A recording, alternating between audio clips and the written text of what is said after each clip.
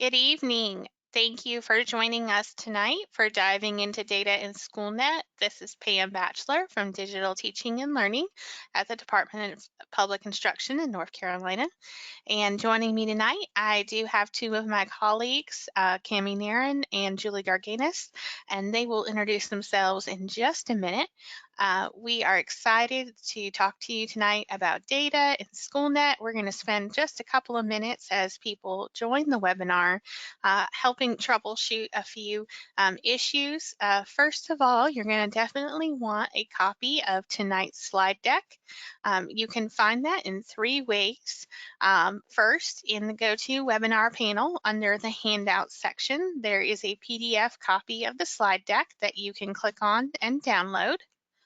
Or if you click on the chat box, you should have a welcome message and you'll see a link to a bit.ly. If you click on that link, that will open up the slide deck. Or finally, third, you can type the bit.ly that is on the screen right there. You cannot click on the screen. This is just what's being presented from my screen. However, you can type that bit.ly address into your URL bar in your internet browser.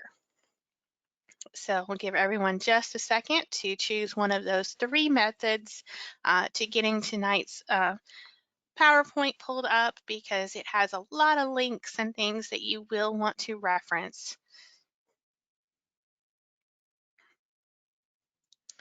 So while folks are doing that, we'll go ahead and have Julie and Cami introduce themselves. Julie, would you like to start? Sure. I'm Julie Garganis. I'm the Northeast Regional Consultant. Here with you.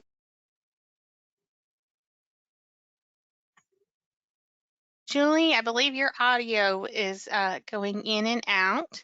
So why don't we let Cami introduce herself, and then we'll come back to you, Julie, and see if your audio is better. Okay. Well, good evening, everyone. I am Cami Nairn. I do work with Pam and Julie and the Digital Teaching and Learning team under Home Base, and I manage the Teacher Evaluation NISA system and Learning.com. Good to be with you guys tonight. Thank you, Cami. And Julie, let's see if maybe your audio will be a little better this time. Can you hear me? I can. Okay, awesome. All right, this is Julie Garganis. I am the Northeast Regional Consultant with Digital Teaching and Learning, and I also support the DLI grants for the state. And I'm excited to be here with you tonight. Wonderful. We're so glad to have Cami and Julie with us to help with the questions. And speaking of questions, in the GoToWebinar, you do have a questions panel. If you have questions as I go over things in Schoolnet, please use that questions panel to type them in. GoToWebinar does keep track of who has asked questions, so we will make sure to pause and ask for questions periodically throughout the webinar, and GoToWebinar will help us keep track of that. There's also that handout section that I mentioned earlier that has the PDF copy of tonight's slide deck that you will definitely want to have handy. And there's also an audio issues troubleshooting guide here on slide 2. So if you're having any audio issues with getting started with the webinar, we do encourage you to click on that link for the audio troubleshooting guide, as well as there's a short 1-minute video about GoToWebinar and how to select your sound method and input. And Cami and Julie will be helping in the chat as well. If you haven't had any audio issues, you can type in the questions and we'll help you as best we can. So for tonight, our agenda, we're going to be looking at data in all different types and places in Schoolnet. We're going to look at student profile data. We're going to look at the power of the homepage for assessment data, the pre-formatted reports that Schoolnet automatically creates. we're going to look at a reporting dashboard where you can find data from previous years, as well as create comparison reports. We're going to be looking at subgroup data and then also going through some data scenarios to see what you would do now that you have some knowledge of the different types of data in Schoolnet. And finally, as an exit ticket takeaway, we want to know what you're going to do going forward with data from Schoolnet and how you will use this information. So we do have just one more slide of logistics to go over some CEU questions. So for participating in tonight's webinar, you will get 0.1 CEU, which is equal to 1 hour of credit. You will receive a certificate via email using the email address that you registered for tonight's webinar within 5 business days after the webinar. I do have to go through GoToWebinar and certify attendance. It's not an automatic process, so please be patient and give me those few days. I also have several webinars tomorrow that I'll be presenting, so it'll take me a few days after then to get caught up. You will need to take the CEU certificate that I emailed to you and submit it via your local process. Every public school unit has their own process for applying for and approval of credit to be applied to your transcript. So that is not something, unfortunately, I can help you with. You have to go through that local process, and you should have somebody at your school who is a professional development coordinator that can help you with any questions that you may have. All right, so I do have a couple of questions that we're going to ask just to make sure we don't have any audio or video issues and before we get started. So first, we're going to ask if everyone can see my screen. So I do see we have about 47 people in the webinar right now, and we had about 150 registered. So I'm thinking a few more might come in, or, you know, being the evening time, some things might have come up. So this is a number I like to see, 100%. 100% can see, and let's hope 100% can hear me. So that's the next question. So far, 100% can hear. Hopefully you can hear. We do have a couple people that say no. So for those of you who are saying no, please make sure you're going through this audio checklist and letting us know if you need help. All right, and then we're going to ask, what is your role? So just to help us understand who is with us joining virtually tonight. And we do know that from time to time we've had today that GoToWebinar. Sometimes if you're joining on a phone or on a particular mobile device, it gives it trouble with the polls. So if you can't click on the polls, don't worry about it. It's not going to affect your attendance. GoToWebinar is still recording your attendance. It's just one of the quirks of the system, and sometimes with security issues that are set up at different people's networks. All right, so we do. So Pamela, is the poll on the screen or is it in the webinar panel? So the poll is actually like a little pop-up box that comes up. So it could be if you have multiple tabs open, it could be that maybe it was kind of hidden under a tab, or some people say they see it, they just can't click on anything. I'm not exactly sure. That's just been something random that's happened today, but it doesn't affect your attendance being recorded, which is usually the concern. Okay, thank you. Yeah. So we do have mostly classroom teachers with us tonight, and we have a few instructional coaches and facilitators. Thank you for letting us know. I do have one more question before we dive in. I know it's a lot of questions, but just really, what is your experience level with Schoolnet? And you might have to take a second to read these different levels. I was trying to be descriptive. So we'll give everyone about 30 more seconds to respond to this one.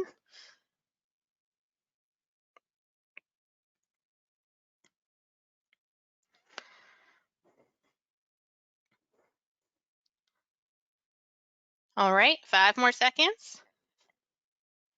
Okay, we're going to close that poll. So we do have over half that have said that they're a beginner. Wonderful. Thank you for joining us tonight. A few folks that are comfortable, some regular users, and a couple of experts. So that's wonderful. Thank you for letting us know your experience level with Schoolnet. So I am going to go through a few slides here, and then I'm going to log into the training site and actually show you where to find these things. We are using the training site tonight, and all of the screenshots are from the training site because it's, we're dealing with data. We're using fictitious data, so that way we can train and also manipulate it in the training site without worrying about any actual live student data. All right. So just a note from Allison, if she's discovered that if you have your screen on full view, you can't click on the poll. You have to minimize it, your screen, I guess. Okay, that's interesting. Thank you, Allison, for sharing. Well, I'll put that in. This is the first time I've used a lot of polls, and we'll actually have some polls at the end of the webinar. So that's a good thing to note for later on. All right. So the first thing we're going to talk about is a student profile. So I love a student profile because A, every student has one. B, every teacher and educator and coach in a building can use the student profile because student profiles really help us dig into the data of our students. And especially I find this screen very helpful for enhancement teachers because a lot of times they don't have the same information that a classroom teacher would have that sees the student every day all the time. So all of this information on the student profile gets pulled in nightly from PowerSchool. There's a sync between PowerSchool and Schoolnet. So student information is updated every night. So if you have a new student that joins your class, the very next day you can go into Schoolnet and look at their information that's been pulled in. A lot of times that's a lot faster than a CUME folder, as I remember from my days. You know, you could take weeks sometimes to get those in, whereas in Schoolnet, as long as the student is coming from another school within North Carolina, since we have a statewide system, all of this information will be in there the next day. So we, of course, have basic information, student overview, and then the next tab is standardized tests. So the standardized test information that you'll see in Schoolnet are things like EOCs, EOGs, ACT tests. Those things are in Schoolnet for across the state. We also still have the M-class data that's in standardized tests, so you'll see that. We are working with iStation to get the test data from the last year and put that into Schoolnet, so that's something that's in progress. You will not see your local tests that you may do, such as we've had questions today about MAP benchmarks. If your district purchases MAP benchmarks, you will not see them in that standardized test panel. That is something that your Schoolnet administrator can add to Schoolnet using an answer key only test, and then it would show up under benchmark tests. So we do have some districts, whether they purchase MAP or Mastery Connect, they upload those scores using that answer key only process, and then those test results live under benchmark tests. Disciplinary information does come into Schoolnet. You do have to be a school administrator in order to see that information. So most of the time when you click on it, you will not see anything because we're in not as school administrators. Enrollment and academic record, you will be able to see a history of the student and what schools they've been in as long as it's within North Carolina. You will also be able to see attendance information. Attendance is updated weekly on Saturday nights. So your attendance info is not quite updated every day like everything else is. That is the one that's only updated once a week. But the nice thing is you'll be able to click on it. You can see the dates that the students were absent. Program data, we do have program data for EL and AIG in Schoolnet. So you'll be able to see that information if there is any about the student. Benchmark tests and classroom tests. these two tabs are all the tests the student has taken within Schoolnet. So I could see benchmark and classroom tests for tests that the student has taken in other courses. So anything in Schoolnet. So I would be able to see, for example, going back to that elective teacher, if I was a PE teacher, if I wanted to make a phone call home maybe about a student, I could check in Schoolnet and see how they're doing in their classroom and benchmark tests and in those courses, other courses, just to kind of get a better picture of the student and what's going on. The next tab is a tab that is not really used as much in North Carolina as I think it could be, and that is the learning plan and teacher's notes. So the learning plan and teacher's notes is a screen where only other teachers of the student would see that information. It is a place where you can note strategies that you have tried with the student. You can note parent contact, and as well as some MTSS strategies or interventions and tracking.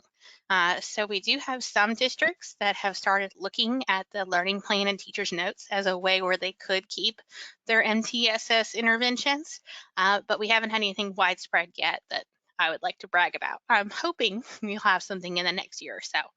And then lastly, that last one is the Test Nav PNP. That is for Schoolnet. It is where if a student has any accommodations or 504 plan, they would have those marked in the TestNav PNP. So that way when the student takes an online test in Schoolnet, they would receive those accommodations. We have one question, Pam. Okay. So we use My Track for this learning plan and teacher notes. Yep, I know MyTrack is another solution out there that helps with MTSS processes. I'm just trying to help people know that this is also available in Schoolnet, and you're already paying for Schoolnet. So one note about the student profile is that you can also create a PDF of any of these pages. So that way, like if you need something for a student portfolio, or if you wanted to send home a copy of some of their test data, you can use that create PDF to make a copy of the individual students.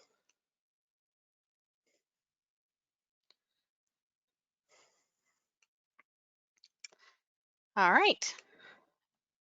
So now I'm going to go ahead and log into the training site and show you how to find the student profile.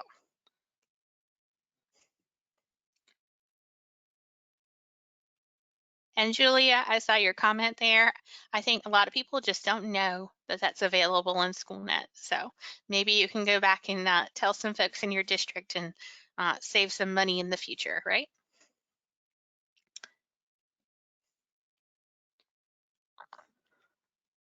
So every district has specific logins to our training site. So if you're interested in getting your logins, you can go to your particular Schoolnet administrator for your district and ask for a training site login, and they should be able to give that to you. So that way you can go in and practice, or if you're leading a professional development for your school and you want to be able to demonstrate things without worrying about student data being displayed, you can definitely use the training site for those things.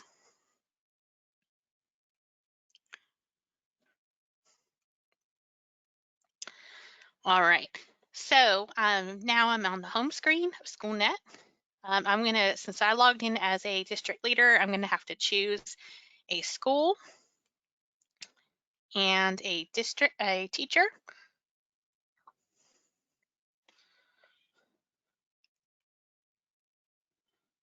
All right, so I've gone down here and we're going to be spending a lot of time in this Classroom Assessment Monitor, or CAM widget is what we call it.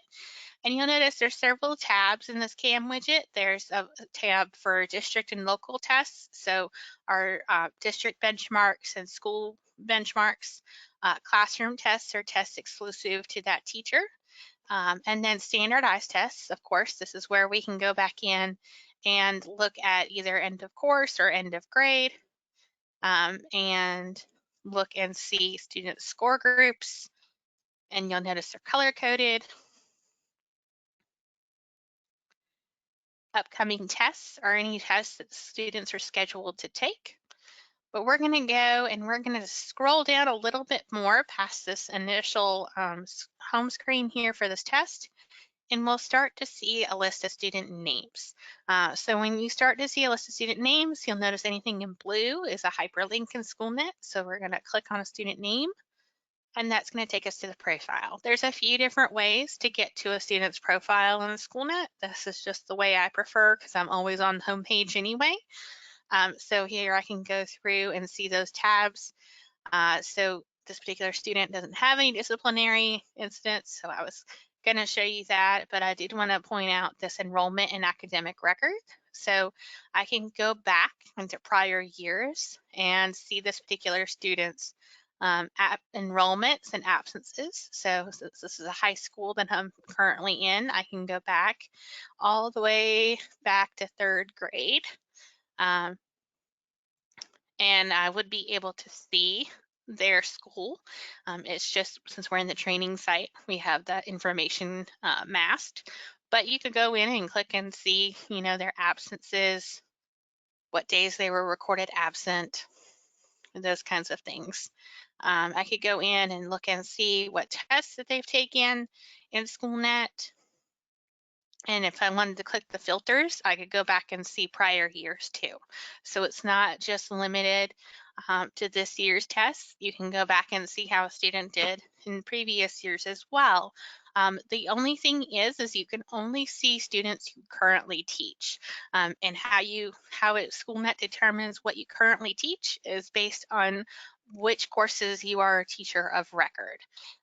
So if you happen to be a support teacher, a co-teacher, or maybe a instructional coach and you don't have a classroom assigned to you, then you need to get with your school data manager to see how you can have some additional roles assigned to you in PowerSchool to give you access to be able to see the students that you need to see.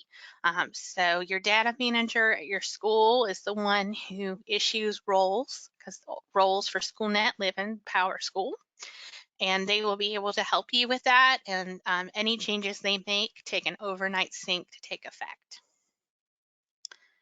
All right, so I'm going to go look at that learning plan and teacher's notes that I was talking to you about.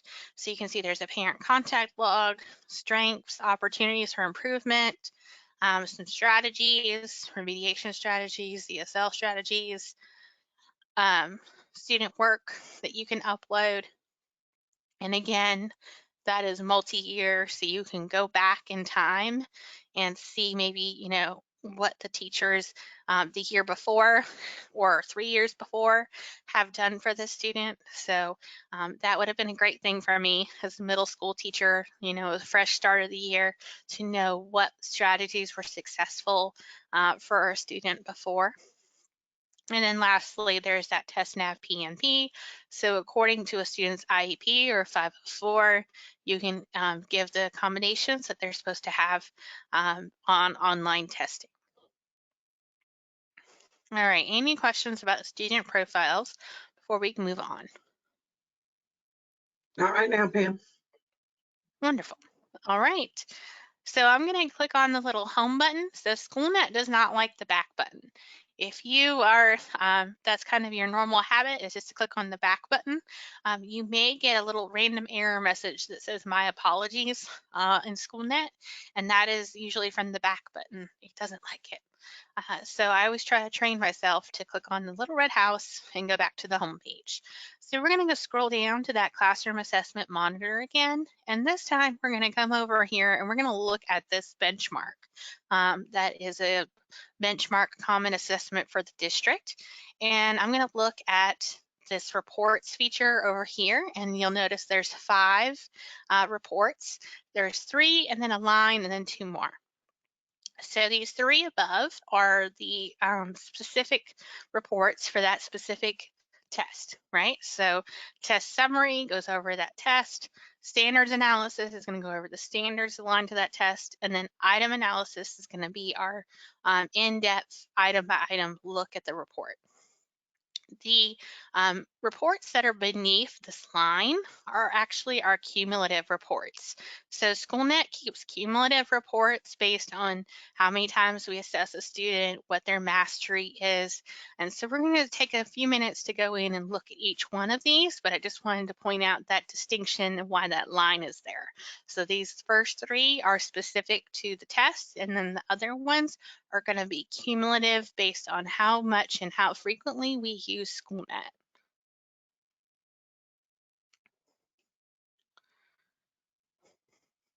So I see Melissa has a question. And so your role for Schoolnet has to be assigned in PowerSchool. And if your situation doesn't change, then your role stays the same. So for example, teachers are teachers, and as long as you're teaching at the same school, your role doesn't have to be updated. If you change schools within your district, you do need to have your role changed, or else you'll still see your old school. If, for example, your role changes, like maybe you start off as a teacher and then became an assistant principal, then your role also needs to change, because instead of just seeing your classroom, you now need to see the entire school. And your school data manager handles all of those changes. So unless your situation has changed where you're teaching at a different school or a different district, or your role has changed within the school where you're doing something different, then no, your role does not have to change from year to year. All right, and we do have ongoing communications with PowerSchool, just so that way we kind of talk about this at the end of each year too. So that way our data managers know, hey, if some people are changing roles, they need their role changed for Schoolnet. So we're going to start with that test summary. So over here on the report side, and the test summary is pretty much what you would expect it to be. It has your score groups and your student scores. You can sort or filter your performance comparison by student, subgroups. And again, anything that's blue, you can click on. So if I wanted to see my 13 male students, should take a second and it should load.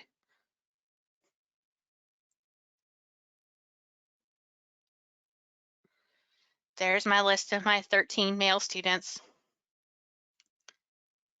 So just different ways to filter the information. Your score groups, we did get this question in earlier webinars today.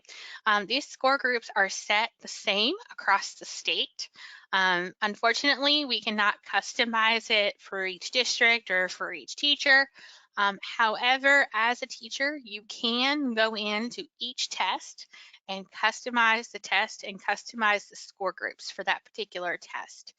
It's something that you would have to do on a test by test basis, but you can change the colors and the score groups for each individual test. It's not something we can do at the state level, or it's not like a preference that you can set for all your tests.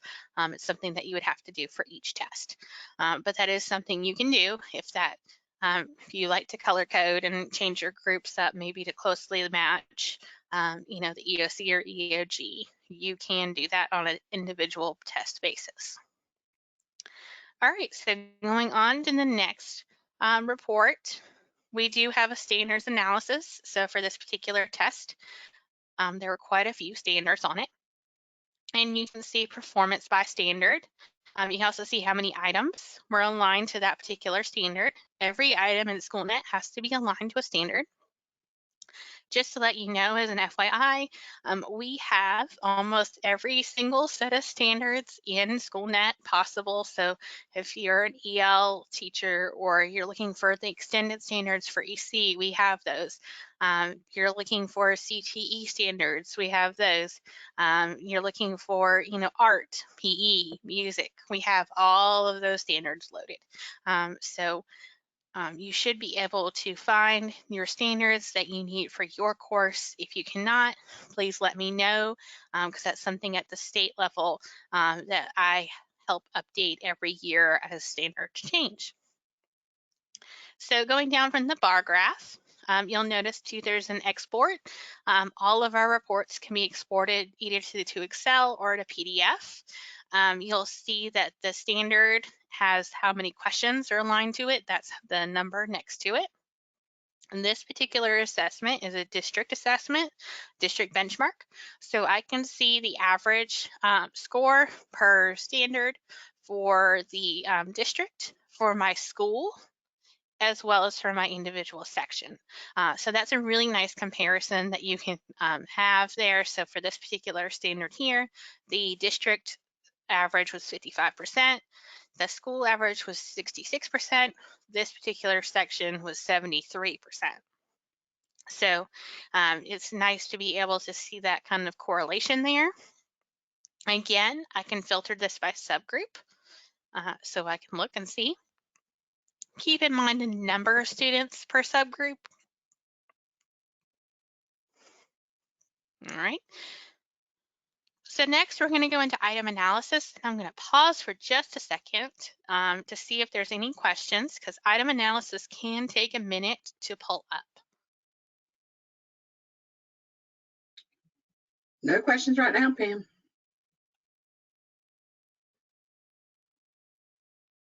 All right, well, we'll see if they come in as we're waiting for this page.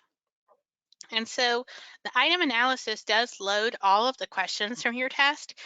So the longer your assessment is, the longer it will take this page to load, just an FYI.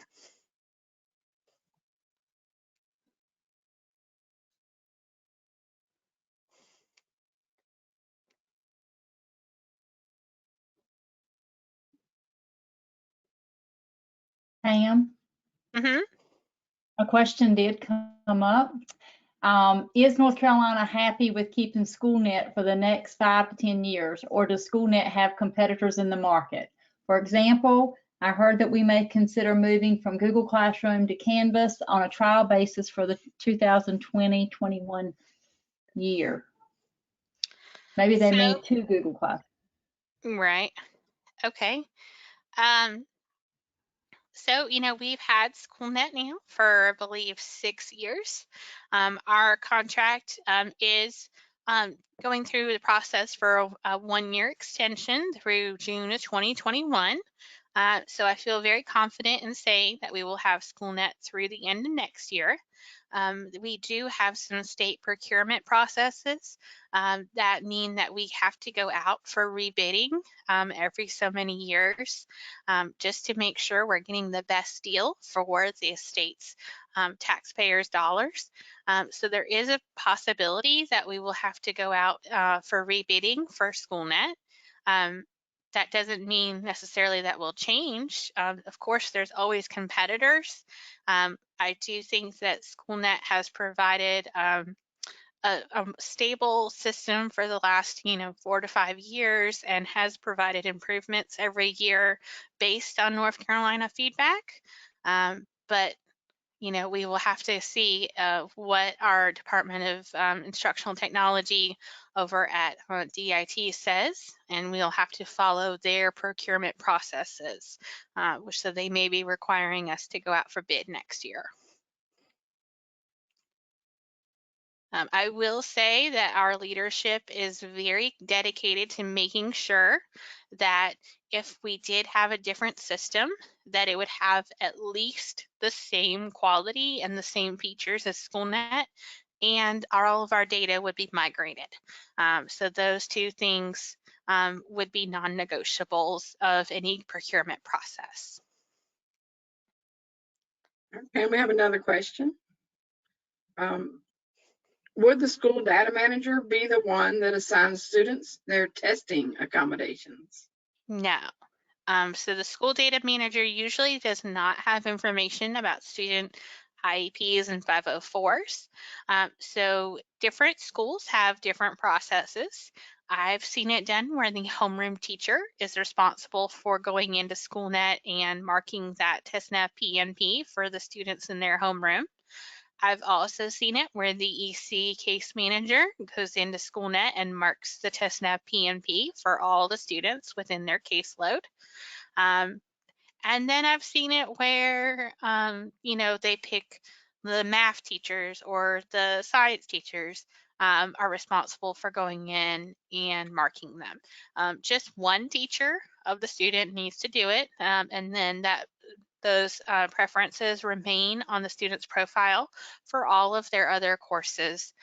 So I will mention with accommodations, it's a two-part process. You have to go into the student's profile and mark their PNP. And when you create a test, you have to enable accommodations. So when you're creating a test, there's a little set of questions that asks you about accommodations.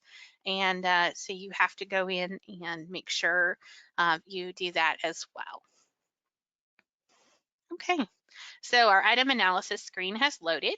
Right here where it says order by item number is the default. However, I like % correct because in a limited amount of time, if we're discussing an item analysis report as maybe a PLC, I want to focus on the questions that I really need to review. So looking at item 7, I definitely need to review that with my students. It looks like the correct answer is B. And looking at my students, it looks like most of them chose A. So that's a great conversation point for me. And if I wanted to, if I clicked on item 7, it would pull up the item and the answer choices, and I could actually go over it with my students. So you can, look at this as a tool for, just making sure that students' names aren't visible down there. But you could actually pull up question by question with the item analysis without looking at individual student scores. Of course, you can always export this. You can highlight your low performing students.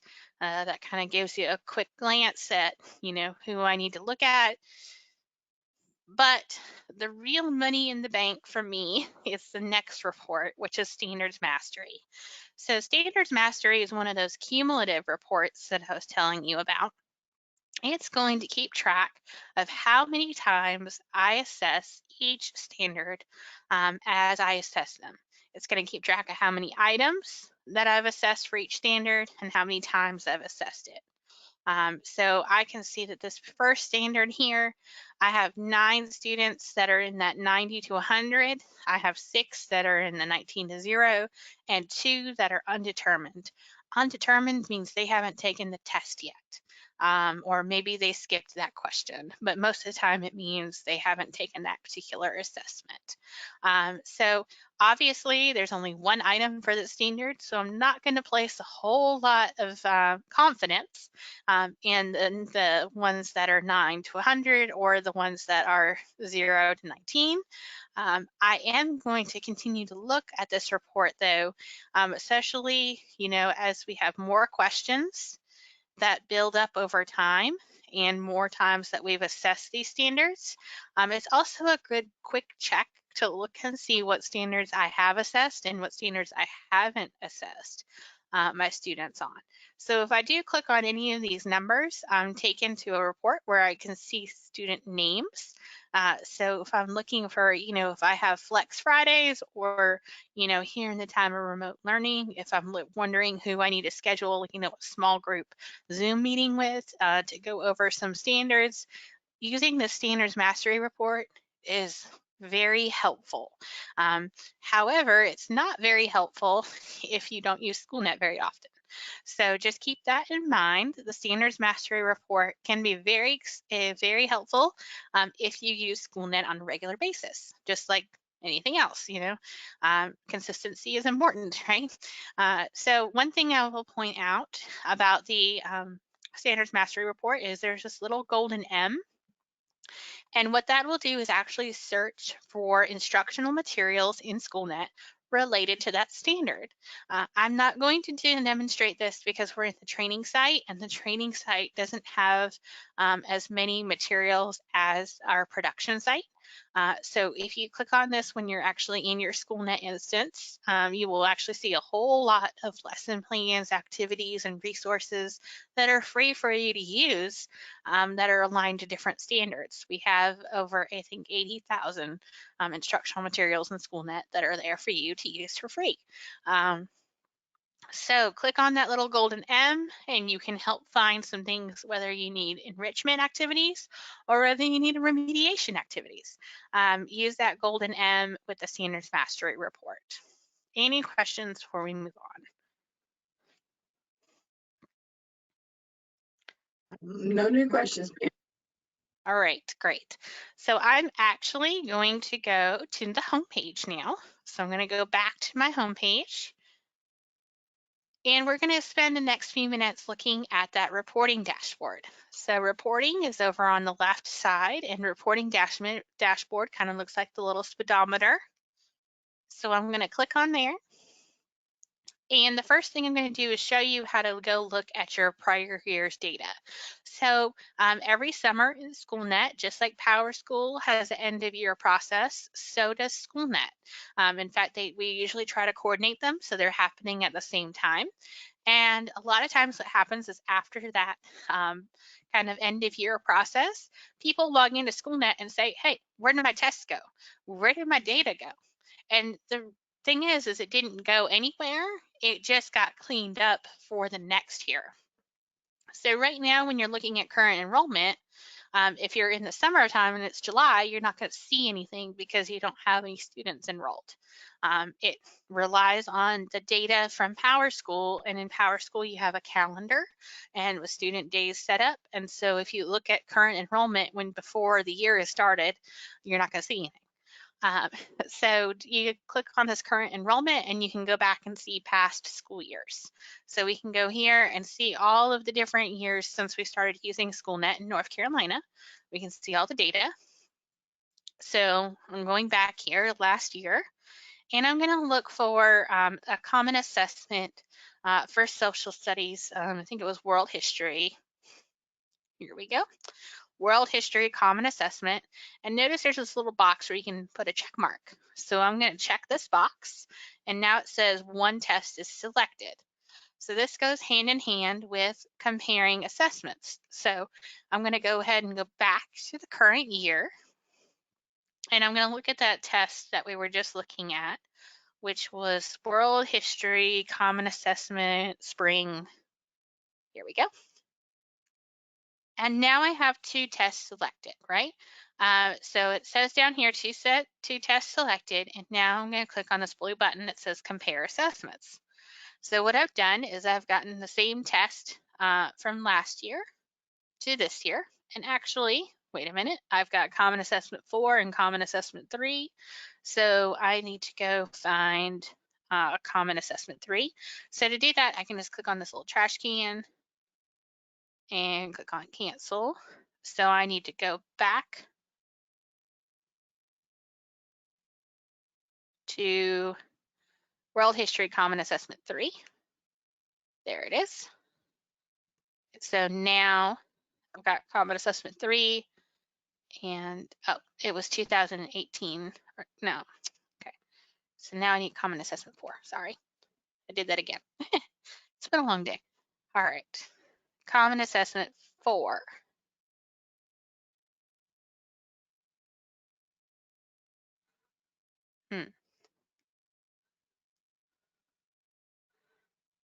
Common Assessment 2.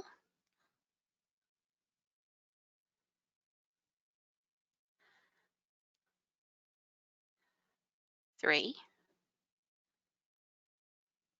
All right. So we're going to go back then to Common Assessment 3. And then I'm going to change my one from last year to Common Assessment 3, since I can't seem to find Common Assessment 4.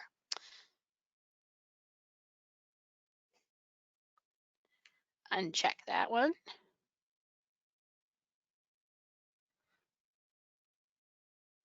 There we go. Now we're comparing apples to apples, right? All right, very important to make sure you always think of that.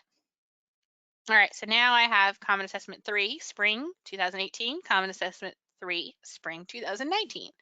All right, we can choose some additional data elements to add to our report. I always like additional data elements. Who doesn't like more data, right? One important thing to note is you'll see EL and gifted here. Then under programs, you'll also see EL and AIG here. So when you look at data elements, EL and gifted here is just going to say yes or no. So yes, the student is EL. No, student's not. Yes, they're gifted. No, they're not. Whereas if you look at program data, it's actually going to give you a little bit more granularity. Like for AIG, it's going to tell me if it's a student academically gifted, are they just gifted in reading, are they just gifted in math? So it's going to give me a little bit more information. So I always choose everything. When in doubt, check it all, right? So I'm going to click on Generate Report. And now we can look and see. So here are my students overall for 2018, 55% proficiency, whereas now in 2019, they had 71% proficiency, right? It might also be important to note the number of students who took the test. So last year looks like 119 students taking it, whereas this year is only 60. So that might have something to do with the numbers. But you'll now notice too that there's all of these filters, right? So I can look at gender. I can also look at all teachers. So maybe I'm just looking at myself, right? So here's, oh, looks like they have no data. No, that's not good. Oh, they almost have no data.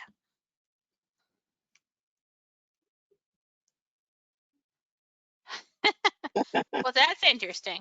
But anyway, so you can see, you can filter by teachers. It might help if you have a teacher who happened to teach the same course both years. But anyhow, obviously, if you're looking at your own test data, you're only going to see the tests you've given. So you're going to be good there. You're not going to have this example. But if you, for those instructional coaches on the call right now, that's a good point for you. So if we continue to scroll down, again, we can look at that gifted, yes or no, versus AIG, and then we see their actual student counts for the numbers. So maybe I really want to look and see if, how are we serving our students who are academically gifted in reading, right? So what's their percentage from one year to the next, right? Are they staying about the same? Are we serving them? Are we, challenging them?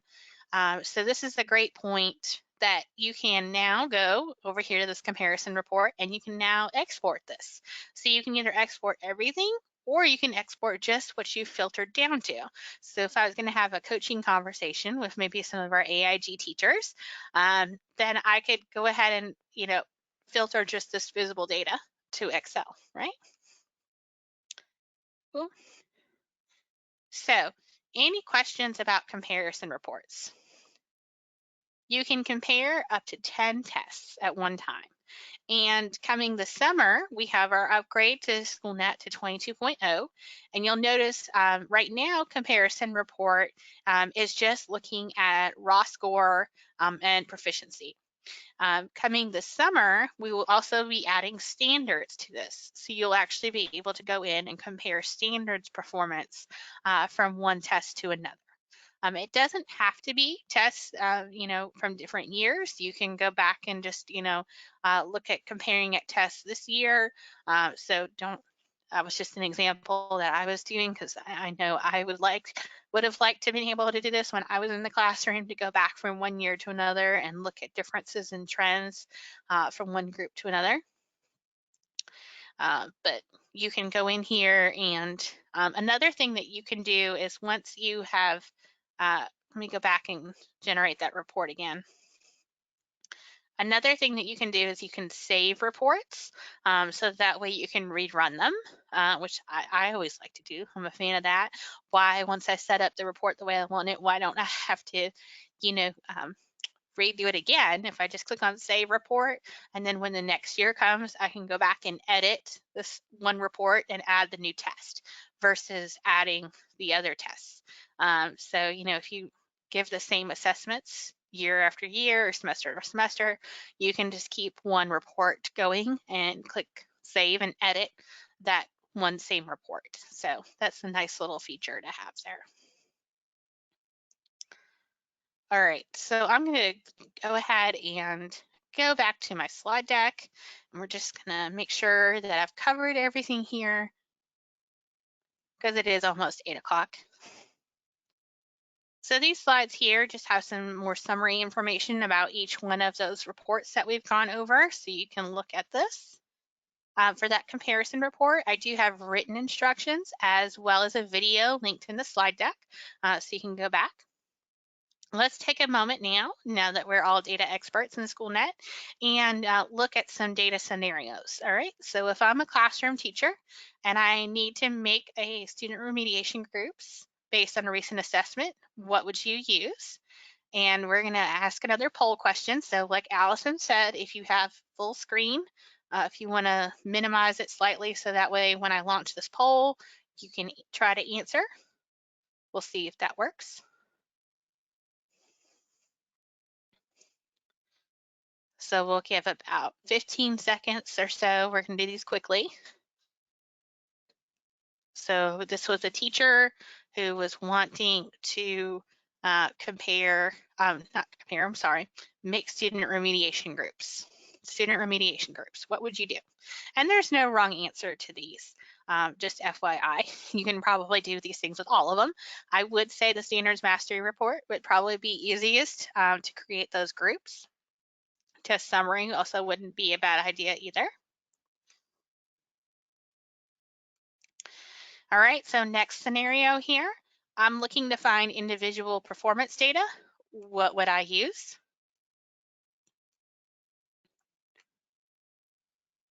So individual performance data, where could I go in Schoolnet to find it?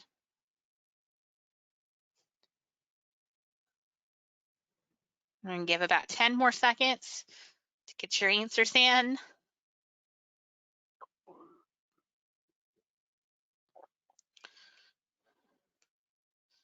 All right, so a lot of you are saying that student profile. Yes, definitely. Also, test summary would be a good place because if you're looking for just, you know, one particular test that students recently taken, absolutely. We have one more, and that is I want to see performance on a first quarter benchmark and second quarter benchmarks with a filter for AIG students. What would you use? Don't think we've talked about that.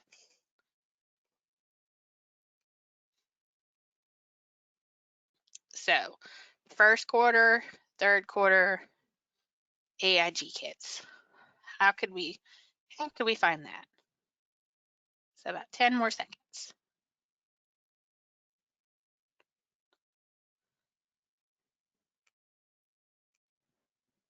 All right, so yes, comparison report. You could do that with some of these others, but you'd be going back and forth looking at one test to another. So that comparison report would definitely be the easiest place, but you could definitely do it with the others too. All right.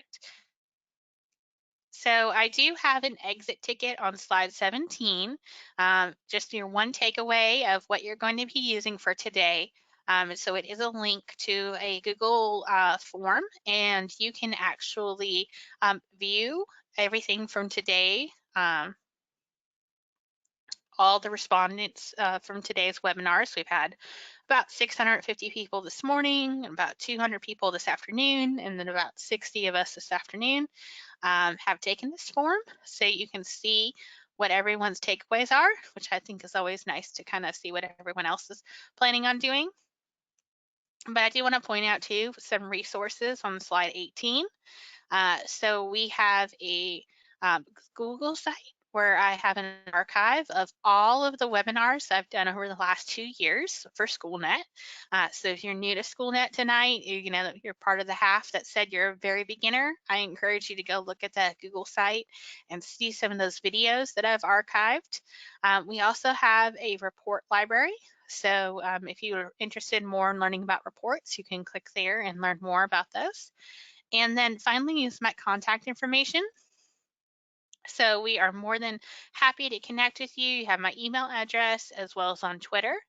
And I'll take one last look and see if there were any questions. And it doesn't look like I see any coming in. So just a reminder, you will, as Julie put in the chat, within 5 business days, you will get an email from me to the email address that you registered with your CEU certificate, a link to the recording of this webinar, as well as a copy of the slide deck. So make sure that you have a copy from either that bit.ly that you typed in or from the PDF on the slide deck, but you'll also get it in an email too. All right, so thank you very much for your time tonight and for taking some time out of your evening. I know how busy, crazy time this is, but I hope this was helpful for you. And thank you, Julie and Cami, for helping with the chat tonight and questions. You're welcome. You're very welcome. Yeah. So the exit question is just that Google quick little Google survey on slide 17. It's one question, and if you do not complete it, it does not affect your attendance. I just am curious to know what your one takeaway is for today. And so I'll put that link in the chat one more time to the exit ticket. So thank you very much. Have a wonderful evening. Y'all have a good night. Thank you. Night.